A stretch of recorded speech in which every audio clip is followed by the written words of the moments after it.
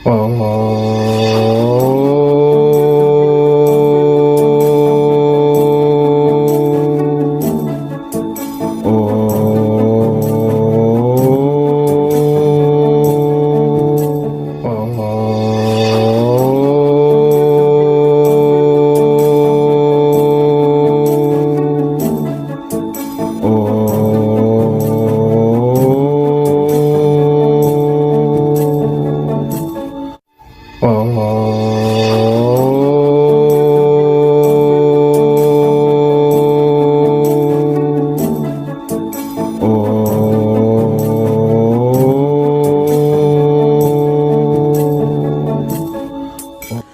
जय साईं राम। नमस्कार, मैं ब्रिज मंसूरी स्वागत कर रहा हूं आपका आपके इस चैनल पे। आज मैं लेकर हाजिर हूं नया विषय।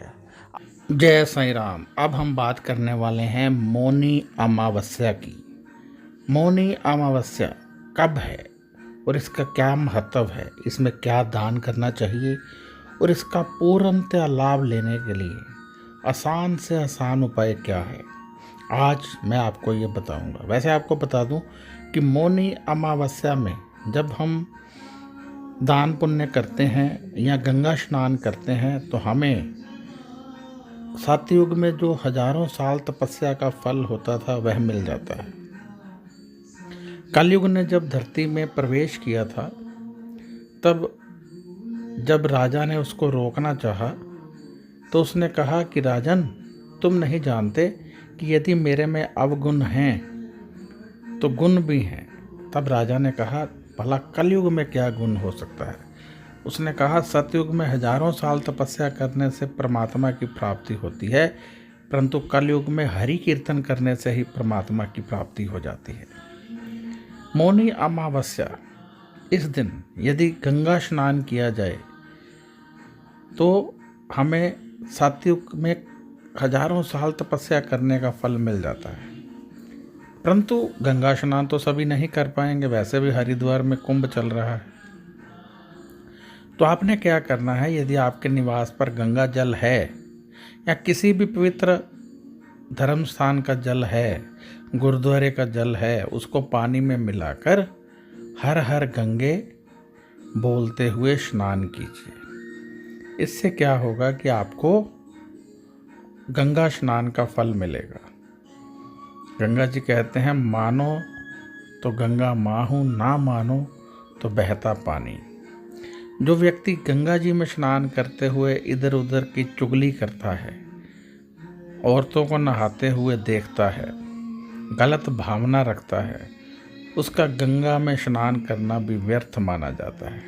और जो व्यक्ति अपने घर में स्नान करते हुए गंगा जी का स्मरण करता है, हर हर गंगे का उच्चारण करता है, उसको गंगा स्नान का फल मिल जाता है। तो इस तरह आप गंगा स्नान का फल पा सकते हैं और ये बहुत बड़ा उपाय है आपके लिए।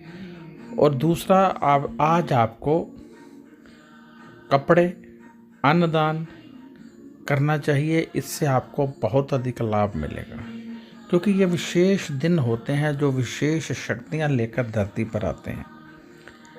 तो जब विशेष शक्तियाँ लेकर आते हैं तो हमें अपने शरीर को एक्टिवेट करना होता है ताकि ये विशेष शक्तियाँ हमें प्राप्त हो जाएं।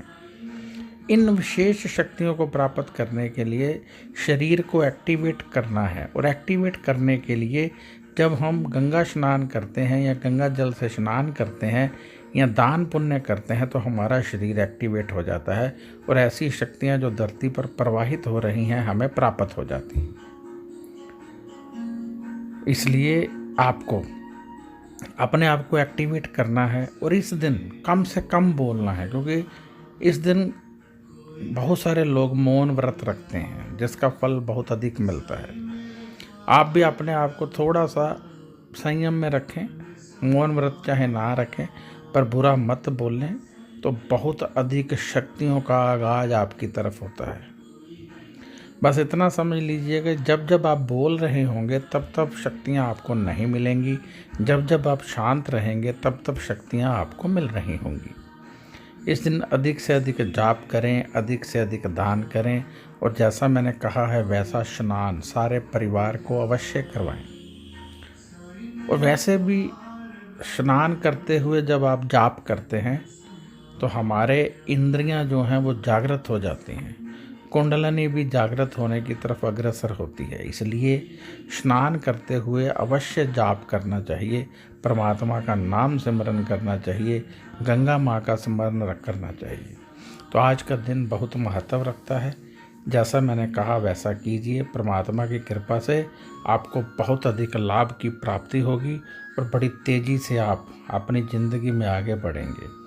ये दिन अति शुभ होते हैं, ये दिन अति महान होते हैं, अति शक्तियाँ लेकर आते हैं। अपने आप को एक्टिवेट कर लीजिए और ये सारी शक्तियाँ प्राप्त कर लीजिए।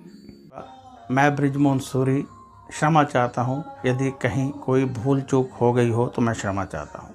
तो आपसे मैं इच्छा रखता हूँ कि आप अधिक से अधिक दिल से ये उपाय करेंगे, जो मैंने उपाय बताए हैं दिल से करेंगे। और यदि आपको कोई सवाल हो तो आप व्हाट्सएप कर सकते हैं, फ़ोन यहाँ कोई नहीं उठाता है, आप व्हाट्सएप कीजिए। और यदि आप जन्म कुंडली दिखाना चाहते हैं, हमसे दिखाना चाहते हैं, आप चाहते हैं मैं खुद देखूं, तो आप व्हाट्सएप कीजिए। 800 रुपये हमारी फ़ीस है, आप पे कीजिए। इसी नंबर पर पेटीएम है, इसी नंबर पर गूगल पे है, उसमें कीजिए, या अकाउंट नंबर मांग लीजिए। फिर आपकी जन्म कुंडली देख दी जाएगी, आपको उपाय बता दिए जाएंगे, आप दिल से कीजिए। बाकी ये प्रतिदिन के उपाय हैं, इनको अवश्य कीजिए। ये शक्ति का आगाज होते हैं, इनसे आपके समस्त ग्रह शांत होते हैं। जन्म कुंडली में हमेशा कुछ लोगों की जन्म कुंडली में बड़े बड़े योग होते हैं जो दबे रहते हैं, उनको लाभ नहीं मिलता है।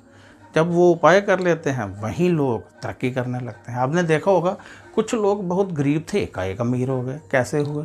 क्योंकि उनके निवास में किसी ना किसी के घर में कोई ना कोई योग होता है, उनको पता नहीं होता। जैसे ही पता चलता है वो उसका उपाय करते हैं, ग्रह काम करने लगते हैं, धन तेजी से आने लगता है। तो हो सकता है आपकी कुंडली में भी कोई योग हो सकता है आपकी कुंडली में अमीर बनना लिखा हो, नाम कमाना लिखा हो, एक्टर गायक सिंगर बनना लिखा हो, परिवार का सुख लेना लिखा हो, परंतु आपको नहीं मिल रहा है क्योंकि योग नहीं है या योग एक्टिवेट नहीं है। जब कुंडली देखेंगे, उपाय निकलेंगे, तभी पता चलेगा। तो अब इजाज़त चाहता हूँ। नमस्कार, खुश रहिए और अपना ध्यान रखिए।